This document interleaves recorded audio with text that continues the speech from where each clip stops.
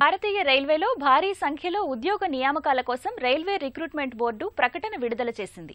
ఈ నోటిఫికేషన్లో 1,00,000కు పైగా లెవెల్ 1 ఉద్యోగాలు ఉన్నాయి. ఇందులో సికింద్రాబాద్ జోన్లో 9,328 పోస్టులు ఉన్నాయి. 10వ తరగతి ఐటీఐ అభ్యర్థులకు అవకాశం ఉన్న ఈ రైల్వే ఉద్యోగాలను ఎలా సాధించాలి, అలాగే పరీక్షా విధానం, సిలబస్కు సంబంధించిన సమాచారాన్ని నిపుణుల ద్వారా తెలుసుకుందాం.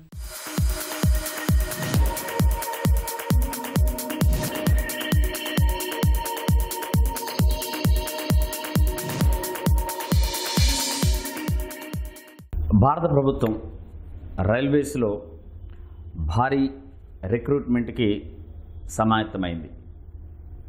మొత్తంగా 2019లో 2,00,000కు పైగా ఉద్యోగాల భర్తీకి ప్రణాళికలు సిద్ధం చేసింది. దానిలో భాగంగానే ఇంతకుముందే గత నెలలో మనం చూసాం 35,000కు పైగా ఎన్టీపీసీ ఉద్యోగాలు, నాన్ టెక్నికల్ పాపులర్ కేటగిరీలో నోటిఫికేషన్ విడుదల చేసింది. దానికి తోడుగా ఇప్పుడు 1,03,000 ఉద్యోగాలు ఆర్ఆర్సీ లెవెల్ 1 ఉద్యోగాల కోసం ప్రకటన విడుదల చేసింది. 10వ తరగతి అర్హతతోనే రైల్వేలో జాబ్ సంపాదించుకునే సువర్ణ అవకాశం ఈ నోటిఫికేషన్ ద్వారా కలుగుతుంది.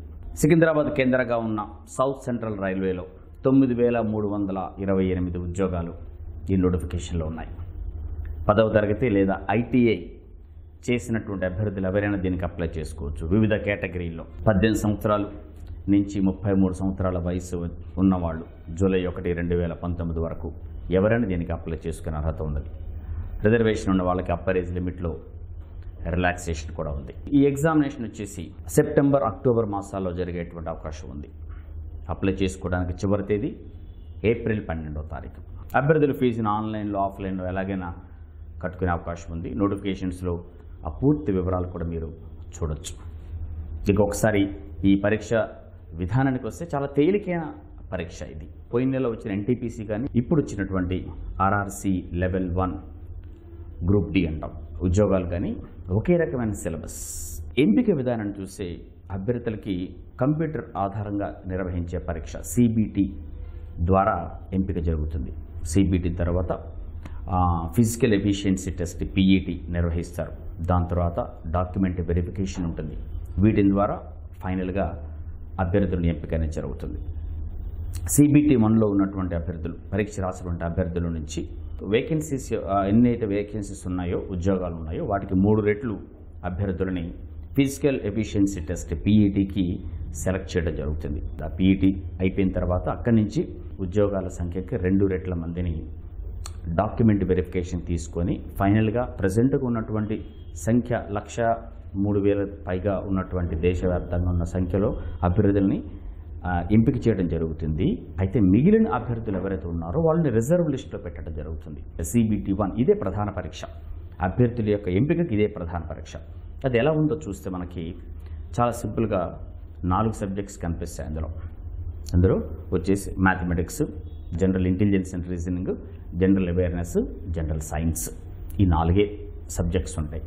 వీటన్నిటిలో కలిపి 100 ప్రశ్నలు ఉంటాయి. జనరల్ ఇంటెలిజెన్స్ అండ్ రీజనింగ్లో 30 ప్రశ్నలు, మ్యాథమెటిక్స్లో 25 ప్రశ్నలు, జనరల్ అవేర్నెస్లో 20 ప్రశ్నలు, అలాగే జనరల్ సైన్స్లో 25 ప్రశ్నలు, మొత్తం 100 ప్రశ్నలు. ఈ 100 ప్రశ్నలు సాధించడానికి అభ్యర్థులకు ఉన్నటువంటి సమయం 90 నిమిషాలు. ప్రశ్నల సంఖ్య ఎన్ని ఉన్నాయో అన్ని మార్కులు ఇందులో ఇవ్వడం జరుగుతుంది. సబ్జెక్టుకు సంబంధించినటువంటి డీటెయిల్డ్ సిలబస్ కూడా నోటిఫికేషన్లో పేర్కొనడం జరిగింది. ఒకసారి బ్రీఫ్గా సిలబస్ని చూస్తే మనం మ్యాథమెటిక్స్లో అర్థమెటిక్ ప్రశ్నలు ఎక్కువగా ఉంటాయి. Percentages, averages, ratios, profit and loss, interest, ఇలాంటి ప్రశ్నలు. తర్వాత మెన్సురేషను, ఆల్జీబ్రా, జామెట్రీ. అట్లాగే జనరల్ ఇంటెలిజెన్స్ రీజనింగ్లో డైరెక్షన్స్ కావచ్చు, బ్లడ్ రిలేషన్స్ కావచ్చు, సీటింగ్ అరేంజ్మెంట్ కావచ్చు, స్టేట్మెంట్స్ సంబంధ statements, assumptions, conclusions, course of actions లాంటివి కావచ్చు, క్లాసిఫికేషన్, ఎనాలజీ, ఈ ప్రశ్నలన్నీ కూడా మనకు నాన్ వెర్బల్లో కూడా కనిపిస్తాయి. ఇవి చాలా తేలిగ్గా రీజనింగ్లో ఉండేది. ఈ జనరల్ అవేర్నెస్లో అనే విభాగం చూస్తే కరెంట్ అఫైర్స్, సైన్స్ అండ్ టెక్నాలజీతో పాటు social science, polity, economy, history, geography, తర్వాత స్పోర్ట్స్, వీటన్నిటిని కూడా జనరల్ అవేర్నెస్ కింద ప్రశ్నలు. అట్లాగే జనరల్ సైన్స్లో 10వ తరగతి సిబిఎస్ఈ స్థాయిలో ఉన్నటువంటి general science, physics, chemistry, biology, life sciences, వీటి వరకే ఉండేటువంటి ప్రశ్నలు. అయితే ఈ ప్రశ్నలు ఇంకా డీటెయిల్డ్గా నోటిఫికేషన్లో కూడా ఈ సిలబస్ని పేర్కొంటూ జరిగింది. శ్రద్ధ పెడితే రీజనింగ్ అనేది ఆసక్తికరమైనది కూడా ఆ సబ్జెక్టు. కొంచెం దాని మీద శ్రద్ధ పెడితే ఈజీగా చేయగలిగినటువంటి సబ్జెక్టు, అలాగే మార్కులు కూడా ఎక్కువ తెచ్చుకోగలిగినటువంటి సబ్జెక్టు రీజనింగ్. ఈ జనరల్ అవేర్నెస్ కిందకు వస్తే సోషల్ సైన్స్ అనేది చాలా తేలిగ్గా, పాలిటీ కావచ్చు, హిస్టరీ కావచ్చు, ఎకానమీ కావచ్చు, జాగ్రఫీ కావచ్చు, ఇదంతా చాలా తేలిగ్గా ఈజీగా చదవగలగటానికి వీలుగానే ఉంటుంది.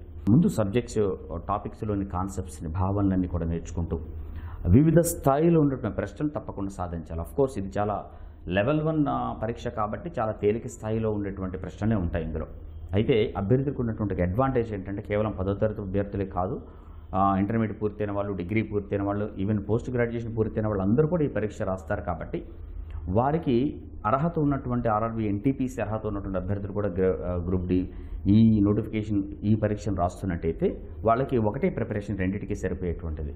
అంత ఒకే రకమైన ప్రశ్న. ఈవెన్ ఆర్ఆర్బీ, ఎన్టీపీసీ CBT 1 తీసుకున్నా, CBT 2 తీసుకున్నా ఇవే సబ్జెక్ట్స్.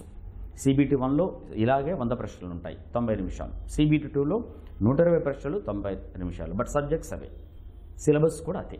కాబట్టి ఈ నోటిఫికేషన్ని మనం కేవలం ఒక నోటిఫికేషన్ కాకుండా ఎన్టీపీసీని కూడా కలుపుకుంటే 140,000కు పైగా వేకెన్సీస్ కోసం అభ్యర్థులు పోటీ పడుతున్నారు.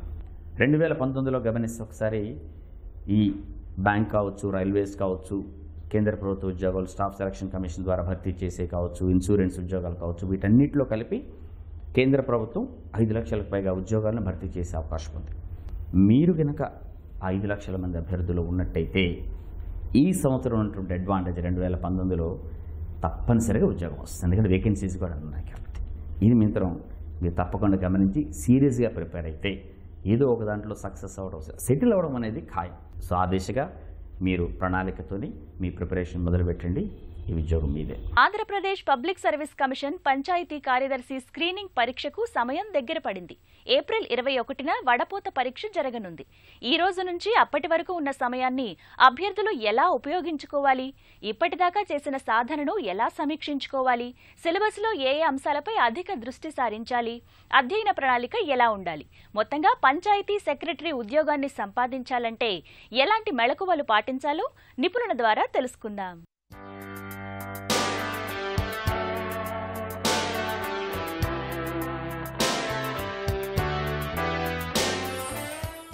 ఇటీవల Andhra Pradesh public service commission panchayat secretary ఉద్యోగాల కోసం 1051 ఖాళీలను వేకెన్సీ నోటిఫై చేయడం జరిగింది. ఈ పరీక్ష ఏప్రిల్ 21వ తారీఖున ప్రిలిమినరీ ఎగ్జామినేషన్ జరగబోతోంది. మనకున్నటువంటి టైం లిమిట్ ఏదైతే ఉందో ఈ టైం లిమిట్ మీరు తీసుకోండి. ఈ ప్రిపరేషన్ మనం ఏ విధంగా చేయాలి, ఒకసారి మన సిలబస్ని బ్రీఫ్గా పరిశీలిస్తే మనకి ఈ ఎగ్జామ్కి 2 స్టెప్స్ ఉన్నాయి. మనకి మొదటి స్టెప్ మనకి ప్రిలిమినరీ ఎగ్జామినేషన్, రెండో స్టెప్ మనకి mains examination. Preliminary examination, mains ఎగ్జామినేషన్కి సిలబస్ సేమ్ యాజ్ ఇట్ ఈస్గా మనకు ఉంది. సో దానివల్ల విద్యార్థి ప్రిలిమినరీ కోసం ప్రత్యేక సిలబస్, మెయిన్స్ కోసం మరొక సిలబస్ చదవాల్సిన అవసరం లేకుండా ఒకటే సిలబస్ తోటి 2 దశలను మనం దాటేటువంటి అవకాశం ఏర్పడుతుంది. ఇది విద్యార్థులకు గతంతో పోల్చితే ఒక మంచి అవకాశంగా చెప్పవచ్చు. ఇక ప్రిలిమినరీ ఎగ్జామినేషన్లో మనకి 2 సెక్షన్స్ ఉన్నాయి. Section A, section B. Section A 75 మార్కులు, సెక్షన్ బి 75 మార్కులు. మొదటి సెక్షన్లో మీకు జనరల్ స్టడీస్ అనేటువంటి కేటగిరీలో 12 అంశాలని జనరల్ స్టడీస్లో భాగంగా ఇవ్వడం జరిగింది. అండ్ రెండవ పార్ట్ బి సెక్షన్ ఏదైతే ఉందో ఆ సెక్షన్ బి పార్ట్ బిలో మనకి మొత్తం 12 అంశాలని గ్రామీణాభివృద్ధి, ముఖ్యంగా ఆంధ్రప్రదేశ్ను దృష్టిలో పెట్టుకుని రాష్ట్ర గ్రామీణాభివృద్ధి గురించి సిలబస్ ఇవ్వడం జరిగింది. వీటితో పాటు రాష్ట్ర విభజన వల్ల ఏర్పడినటువంటి సమస్యలు, వాటికి సంబంధించినటువంటి అంశాలు, సో మొత్తం ఇవన్నిటిని 12 భాగాలుగా మనకి ఇవ్వడం జరిగింది. వీటిలో విద్యార్థులు చాలా కొంత బెటర్ స్కోర్ చేసే అవకాశం మనకి కరెంట్ అఫైర్స్ నుంచి మనకు ఉంది. ఇక విద్యార్థులకు వచ్చే మరొక డౌట్, కరెంట్ అఫైర్స్ అంటే మనం ఎప్పటి నుంచి చదువుకోవాలి సార్? 6 నెలల అంటే ఎగ్జామ్కి ముందు ఉన్నటువంటి 6 నెలల, ఎగ్జామ్కి ముందు మనకి 8 నెలల, లేదా ఎగ్జామ్కి ముందు ఉన్నటువంటి 1 సంవత్సర కాలమా అని. ఎగ్జామ్ మనకి ఏప్రిల్లో ఉంది కాబట్టి ఏప్రిల్కి 6 మంత్స్ ముందు ఈ 6 నెలల కరెంట్ అఫైర్స్ థరోగా చదువుకోవాలి. ఇక మొదటి సెక్షన్లో 75 మార్కులు కంప్లీట్ చేసుకున్నటువంటి మనం రెండవ సెక్షన్లోకి ప్రవేశిద్దాం. రెండవ సెక్షన్ లేదా పార్ట్ బి ఏదైతే ఉందో ఇందులో మనకి గ్రామీణాభివృద్ధి అని అడిగారు. మనకి సాధారణంగా స్టూడెంట్స్కి వచ్చేటువంటి డౌటు, సెక్షన్ ఏ ఎక్కువ ఫోకస్ చేయాలా సార్, సెక్షన్ బి ఎక్కువ ఫోకస్ అని అడుగుతూ ఉంటారు. సెక్షన్ బిలో మనకి కేవలం గ్రామీణాభివృద్ధి ఒక సబ్జెక్ట్ మాత్రమే ఉంది. సో కాబట్టి కాస్త ఆలోచనతో ఉన్నటువంటి ఏ విద్యార్థి అయినా సరే సెక్షన్ బికి ఇంపార్టెన్స్ ఎక్కువ ఇవ్వమని చెప్తాను నేను. కారణం ఇవన్నీ ఒకదానికొకటి లింక్ ఉన్నటువంటి టాపిక్స్, అభివృద్ధి పథకాలు, మన రోజువారీ జీవితానికి సంబంధించిన టాపిక్స్ మనకి. అండ్ ఇవాళ దేశవ్యాప్తంగా ప్రపంచవ్యాప్తంగా సస్టైనబుల్ డెవలప్మెంట్ గోల్స్ గురించి మాట్లాడుతున్నాం. ఈ సస్టైనబుల్ డెవలప్మెంట్ గోల్స్లో ఒక ముఖ్యమైనటువంటి అంశం మనకి మహిళా సాధికారిత. ఇలా భారతదేశంలో అత్యధికంగా 94 లక్షల మంది మహిళలు మన ఆంధ్రప్రదేశ్లో గ్రూప్ సభ్యులుగా ఉన్నారు. సో ఆ వ్యవస్థ ఎలా పనిచేస్తుంది మనకి? పంచాయతీ కార్యదర్శి ఈ గ్రూప్స్ని ఏ విధంగా బలోపేతం చేస్తారు మనకి అంటే గ్రామీణాభివృద్ధిలో మరీ అంతర్భాగంగా పథకాలే కాకుండా మహిళల కోసం ప్రత్యేకంగా ఈ పథకాలు వాటి సంబంధించిన డీటెయిల్స్ మొత్తం మనకి ఇవ్వడం జరిగింది. గత ప్రీవియస్ ఎగ్జామినేషన్లో ఈ మాన్యువల్స్ నుంచి మనకి ఆల్మోస్ట్ 10 నుంచి 15 క్వశ్చన్ వరకు వచ్చినాయి మనకి. సో కాబట్టి విద్యార్థులు గత పాత ప్రశ్నాపత్రాన్ని తీసుకుని దానికి అనుగుణంగా తమ ప్రిపరేషన్ మార్చుకుంటూ ముఖ్యంగా 2వ సెక్షన్ ఆర్ పార్ట్ బిలో ఉన్నటువంటి గ్రామీణాభివృద్ధిపై ఎక్కువ ఫోకస్ చేయడం ద్వారా తక్కువ సమయంలో మనం మంచి మార్కులు పొందేటువంటి అవకాశం ఉంది. ఏపీపీఎస్సీ వాళ్ళు సెక్షన్ ఫస్ట్ ఏకి కట్ ఆఫ్ వేరుగా, సెక్షన్ బికి కట్ ఆఫ్ వేరుగా పెట్టలేదు. అంటే ఈ ఒక పేపర్లో మొత్తం అంతా స్కోర్ కలిపి టోటల్ స్కోర్ పైన మనకి ఏమవుతుంది కట్ ఆఫ్ పాయింట్ నిర్ణయిస్తామని చెప్తున్నారు మనకి. గతంలో కూడా మనకు అలాగే జరిగింది. సో ఈ సంవత్సరం మనకి అలాగే జరుగుతుంది, ఈ నోటిఫికేషన్ అలాగే జరుగుతుంది భావిద్దాం మనం. సో కాబట్టి విద్యార్థులు తమకున్న స్వల్పకాలాన్ని కొంత ఫోకస్ చేయాలి. ఏ ఏరియాస్లో మనకి ఎక్కువ మార్క్స్ వస్తాయని మనం అనుకున్నాం కాబట్టి వాటిని ఎక్కువగా దృష్టిలో పెట్టుకుని మీరు చదివితే మీ అనుకున్నటువంటి లక్ష్యాన్ని చాలా ఈజీగా మనం క్రాస్ చేయగలుగుతాం. అండ్ ప్రిలిమినరీ ఎగ్జామినేషన్ అయిపోయిన తర్వాత ఆగస్ట్లో మనకి మెయిన్స్ ఎగ్జామినేషన్ ఉంది. అంటే ఆల్మోస్ట్ అలా మనకి 4 నెలల పైగా మనకి మెయిన్స్ ఎగ్జామినేషన్ టైం కూడా ఉంది. సిలబస్ కూడా మనకు కొత్త సిలబస్ కాదు కాబట్టి విద్యార్థులు చక్కటి ప్రణాళికతోటి కొన్ని ఏరియాస్ సెలెక్ట్ చేసుకుని ఏ ఏరియాస్ నుంచి మనకి ఎక్కువ మార్క్స్ వస్తాయని చెప్పుకున్నాం కాబట్టి వాటిని ఫోకస్ చేయడం ద్వారా మంచి ఫలితాలు పొందవచ్చని నేను ఆశిస్తున్నాను. విద్యార్థులు ఉన్నత విద్య పట్ల, జీవిత లక్ష్యం పట్ల ఓ ఖచ్చితమైన పద్ధతిలో అవగాహన ఏర్పరచుకుంటే అనుకున్న విజయాలు సొంతమవుతాయని వ్యక్తిత్వ వికాస నిపుణులు అంటున్నారు. జీవితంలో ఒక గోల్ పెట్టుకుని ముందుకు వెళ్ళాలి. అప్పుడే ఉన్నత శిఖరాలను అధిరోహించే అవకాశం ఉంటుందట. మనం పెట్టుకునే గోల్ స్మార్ట్ గా ఉండాలని అంటున్నారు నిపుణులు. అసలు స్మార్ట్ గోల్ అంటే ఏంటో గెలుపు మంత్రాల్లో తెలుసుకుందాం.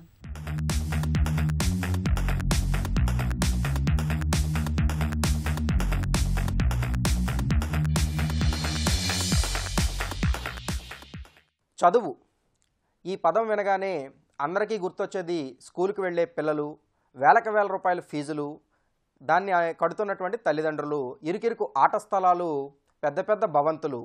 కానీ కేవలం వీటి వల్ల మాత్రమే చదువు నిజంగా వస్తుందా? చదువు మీద దృష్టి పెట్టాలంటే పిల్లలకు ఎలాంటి వాతావరణం ఉండాలి? ఉదాహరణకు 24 గంటలు కష్టపడి కూర్చోబెట్టి ఓ పుస్తకం ముందు కూర్చోబెట్టినంత మాత్రాన పిల్లవాడు చదువుతాడు అని ఎవరూ చెప్పలేరు. ఎందుకు చదవరు అంటే పిల్లల మనస్తత్వం సాధారణంగా ఆట విడుపు ఎప్పటికప్పుడు కోరుకుంటూనే ఉంటుంది. ఈ చదువు శ్రద్ధగా ఉండాలి అంటే ప్రతి విద్యార్థి తనను తాను తెలుసుకునే ప్రయత్నం చేయాలి. అంటే జీవితంలో ఎందుకోసం చదువుతున్నాను, ఆ చదువు దేనికి ఉపయోగపడుతుంది, నేను చదివిన చదువు వల్ల నా జీవితం ఎలా మార్పు చెందుతుంది, నాకు ఒక నిర్దిష్టమైనటువంటి లక్ష్యం ఏదైనా ఉందా, ఒక లాంగ్ టర్మ్ గోల్ లేక ఒక షార్ట్ టర్మ్ గోల్ ఏదైనా ఒక గోల్ని పెట్టుకున్నానా, ఆ గోల్ కోసం నేను ఏదైనా పని చేస్తున్నానా అనేటువంటి దృక్పథం ప్రతి విద్యార్థికి ఉండాలి. గోల్ అనేది ఎప్పుడు కూడా స్మార్ట్గా ఉండాలి. స్మార్ట్ అంటే కేవలం స్మార్ట్ అంటే ఒక ఇంగ్లీష్ పదమే కాదు. స్మార్ట్లో ఎస్ అంటే స్పెసిఫిక్, ఎం అంటే మెషరబుల్, ఏ అంటే అచీవబుల్, ఆర్ అంటే రిలయబుల్, టీ అంటే టైం బాండ్. ఎస్ అన్నప్పుడు స్పెసిఫిక్ అంటే ఒక నిర్దిష్టమైనటువంటి పనిని, ఒక నిర్దిష్టమైనటువంటి ఇవాళ నేను ఏదైనా ఒక పుస్తకాన్ని చదవాలి అని అనుకున్నప్పుడు ఏ కారణంగానైనా ఒక గంట సేపు సమయం వృధా అయినప్పుడు ఎట్టి పరిస్థితుల్లోనూ ఈరోజు ముగిసేలోపుగా ఆ పుస్తకాన్ని నేను ముగించాలి చదవడం అనేటువంటి ప్రణాళిక ఉండడం అవసరం. అలాగే మెషరబుల్ అంటే ఏ పనిని ఎప్పుడు ఎలా ఎంతవరకు చేయాలి అనేది ఖచ్చితంగా నా పరిధి ఏంటనేది ఆలోచించుకోవడమే ఈ మెషరబుల్. అలాగే అచీవబుల్, నేను ఉన్నటువంటి లక్ష్యానికి నేను జీవితంలో దానికి సరైన వ్యక్తినా కాదా, నా జీవితానికి నేను చేసే పని, నేను చేయబోయే పనికి నిర్దిష్టమైనటువంటి ఖచ్చితంగా దానికంటూ ఒక అనుసంధానం ఉందా లేదా, నేను చదివిన చదువుకి నేను చేయబోయే ఉద్యోగానికి మధ్య ఉన్నటువంటి సత్సంబంధాన్ని నేను దగ్గరగా అడుగులు వేస్తున్నానా లేదా అనేది కూడా చూసుకోవాలి. ఆర్ అంటే రిలయబుల్ అంటే నేను అనుకునేటువంటి ఒక నిర్దిష్టమైనటువంటి పని ఖచ్చితంగా ఆ నిర్దిష్టమైనటువంటి రోజులో కల్లా నిర్వహిస్తున్నానా, నేను అనుకున్న ఊహల్ని నిజంగా కార్యరూపం దాల్చే ప్రయత్నం చేస్తున్నానా అనేటువంటిది ఎప్పటికప్పుడు పర్యవేక్షించుకుంటూ ఉండాలి. అలాగే టీ అంటే టైం బాంబ్. ఎప్పటికప్పుడు మనల్ని నిద్రాణంలో ఉన్నా కానీ మేల్కొల్పేది ఆ సమయమే. అంటే మనం అనుకునేటువంటి లక్ష్యం వైపుకి ఎంత నిర్దిష్టంగా, ఎంత అనుకున్న సమయానికి అనుకున్న విధంగా మనం చేరుకుంటున్నాము అనేటువంటిది ఖచ్చితంగా మనందరం ఎప్పటికప్పుడు ఆలోచించుకోవాలి. ఈ ప్రక్రియను కనుక ఖచ్చితంగా పిల్లలందరూ దీన్ని అనుసరిస్తే స్మార్ట్గా వాళ్ళ గోల్ వైపుకి అడుగులు వేసి జీవితంలో కష్టపడి చదవడం మానేసి ఇష్టపడి చదవడం ప్రారంభిస్తారు. కష్టపడడం అంటే ఏదో కష్టపడి పుస్తకాలను ముగించడం కాదు. దానిలో ఉన్నటువంటి సారాన్ని అర్థం చేసుకోవాలంటే పుస్తకాలను కూడా ప్రేమించాలి, చదువును కూడా ప్రేమించాలి. మన నిర్దిష్ట లక్ష్యాల వైపుకి అడుగులు వేసే విధంగా ఎప్పటికప్పుడు మనకు అంతటా మనమే వ్యక్తిగతంగా స్ఫూర్తివంతం అవుతూ ఈ స్ఫూర్తి మంత్రంలో మనం జపిస్తూ ఉంటే ఖచ్చితంగా విజయం మనం సాధిస్తాం. ఇటువంటి విజయాలందరూ ప్రతి విద్యార్థి అందుకోవాలంటే తొలత విద్యార్థి మాత్రమే వీటిని అర్థం చేసుకోవాలి. విద్యార్థి అర్థం చేసుకున్నప్పుడు మాత్రమే ఇవన్నీ సత్ఫలితాలను ఇస్తాయి. ఎందుకంటే ఎన్ని స్కూల్లో జాయిన్ చేసినా, ఎంత ఫీజులు కట్టినా, ఎన్ని పుస్తకాలు ఇచ్చినా చేయవలసిన పనిని నిర్దిష్టమైనటువంటి సమయానికి చేయవలసింది మాత్రం విద్యార్థి. కాబట్టి విద్యార్థికి ఈ యొక్క సూచనలు, సలహాలు ఖచ్చితంగా ఎప్పుడైతే తన మనసుకి తాకి తాను ఇది నేను చేయవలసినటువంటి పని అని భావిస్తాడో అప్పుడు మాత్రమే ఏదైనా విజయం సాధించవచ్చు. వారం ఉద్యోగాలు ప్రవేశాల్లో మరికొన్ని అవకాశాల వివరాలను పొందుపరిచాం. పూర్తి వివరాల కోసం ఆయా సంస్థల వెబ్సైట్లను కూడా అందిస్తున్నాం. మరి జాగ్రత్తగా గమనించి లబ్ధి పొందుతారని ఆశిస్తాం. Rashtriya chemicals and fertilizers limited operator trainee పోస్టులు 50. అర్హత సంబంధిత ఇంజనీరింగ్ డిప్లొమా, బీఎస్సీ. దరఖాస్తు విధానం ఆన్లైన్ ద్వారా. చివరి తేదీ April 10. EdCIL India young professional పోస్టులు 77. అర్హత బీఈ, సంబంధిత పీజీ, డిప్లొమా. దరఖాస్తు విధానం ఆన్లైన్ ద్వారా. చివరి తేదీ ఏప్రిల్ 17. CUSET 2019 దేశవ్యాప్తంగా కేంద్రీయ విశ్వవిద్యాలయాల్లో ప్రవేశాలు. అర్హత సంబంధిత డిగ్రీ. దరఖాస్తు విధానం ఆన్లైన్ ద్వారా. చివరి తేదీ April 13. Symbiosis institute of technology B Tech, M Tech కోర్సుల్లో ప్రవేశాలు. అర్హత ఇంటర్, బీటెక్. ఎంపిక జేఈఈ మెయిన్ గేట్ స్కోర్ ఆధారంగా. దరఖాస్తు విధానం ఆన్లైన్ ద్వారా. చివరి తేదీ ఏప్రిల్ 15. నల్సార్ యూనివర్సిటీ పీహెచ్డీ ప్రోగ్రాంలో ప్రవేశాలు. అర్హత లా, పీజీ, ఐసీఎస్ఐ, సిఏ. దరఖాస్తు విధానం ఆన్లైన్ ద్వారా. చివరి తేదీ మే 31. National institute of fashion technology PhD ప్రోగ్రాంలో ప్రవేశాలు. అర్హత సంబంధిత పీజీ. దరఖాస్తు విధానం ఆన్లైన్ ద్వారా. చివరి తేదీ ఏప్రిల్ 18. ఈ వారం గీతం యూనివర్సిటీ సమర్పించు లక్ష్యం కార్యక్రమం మీకెంతగానో ఉపకరిస్తుందని ఆశిస్తాం. మీ అభిప్రాయాలు, సూచనలు మా ఇమెయిల్ కు పంపించండి. మా ఇమెయిల్ ఐడి laksham@etv.co.in. వచ్చే వారం మరికొన్ని అంశాలతో మళ్లీ మీ ముందుకొస్తుంది మీ గీతం యూనివర్సిటీ సమర్పించు లక్ష్యం. అంతవరకు సెలవు. నమస్కారం.